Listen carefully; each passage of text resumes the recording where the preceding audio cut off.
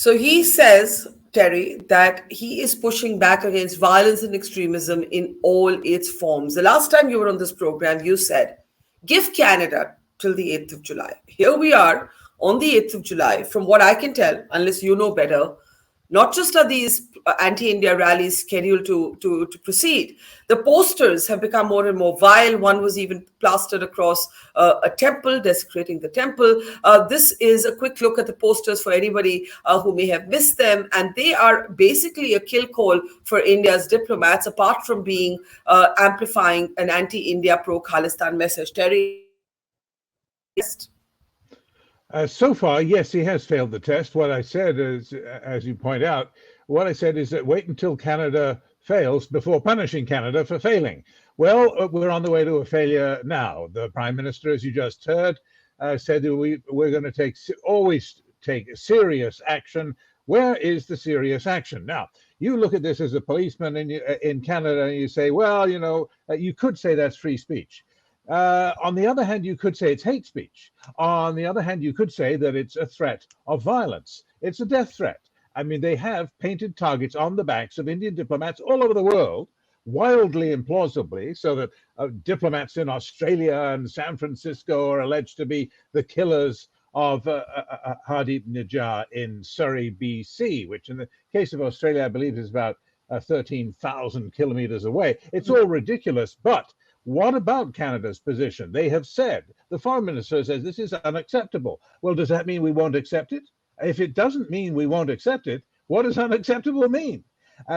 We are waiting to see if there is any action by Canadian authorities against the people who put up these signs.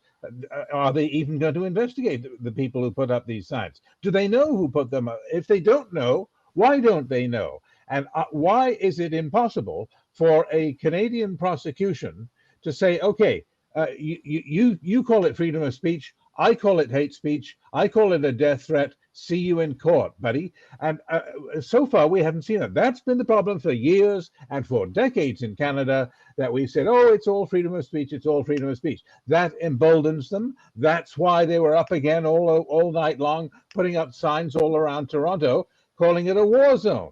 Well, if you call it a war zone and you show pictures of the wanted men who you call killers, I think that you're making a death threat. In Canada, that's illegal. It's time for a much more muscular attitude from the Canadian government to basically tell these Khalistanis that we've had enough. Yeah. Before I open this up, one of the points that I think not everybody in our audience understands is how Trudeau's politics are linked to sections of the Khalistani vote. And you've made the point that one of his key allies actually supports calls for a so-called Khalistan referendum. So if you want to just explain the domestic politics in Canada that's playing out right now.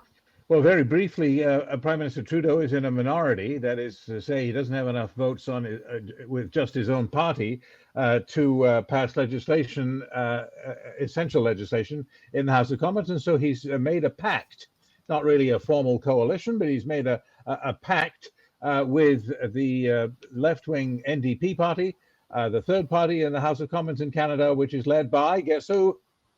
Jagmeet Singh. Spent the early part of his political career going to Khalistani rallies, telling people that, oh no, we didn't blow up Air India back in 1985. The Indian government blew it up. They blew up their own plane. Yeah, that's a plausible theory, not.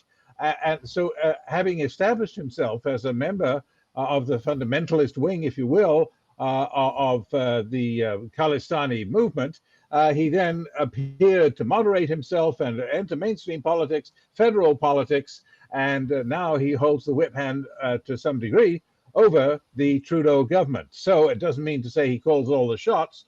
It just means that Trudeau would have to think twice before driving the NDP members out of this so-called coalition.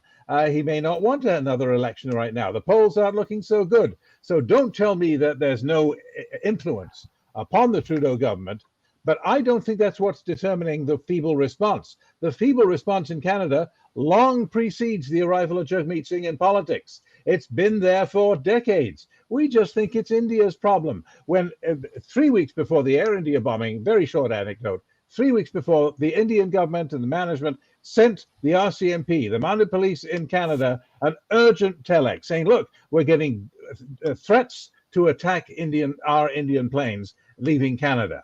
We must have, and we insist on having, absolute ironclad baggage security to prevent bombs being smuggled aboard. And you know what the police said in Canada? The RCMP said, those Indians, they're always complaining. They just want more free security, and they shelved it. They didn't even give it to the security agencies, CSIS. And of course, as we all know, the bombs were smuggled aboard in suitcases in the checked baggage. Well, enough about that. My point is that we've been at this a long time, and we've been failing a long time. It's time to let these people know we're not going to take it anymore. You've gone too far. Death threats are not allowed in Canada. If we allow it, then I'll sing a different tune about what India should do respecting Canada.